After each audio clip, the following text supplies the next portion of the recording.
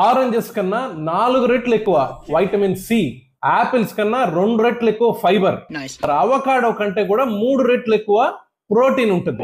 మొహానికి రకరకాల వేసి పోస్తుంటారు, స్కిన్ గ్లో అని, తర్వాత యాంటీ ఏజింగ్ అని, వాటన్నిటికీ ఈ ఒక్క పండు తింటే చాలు.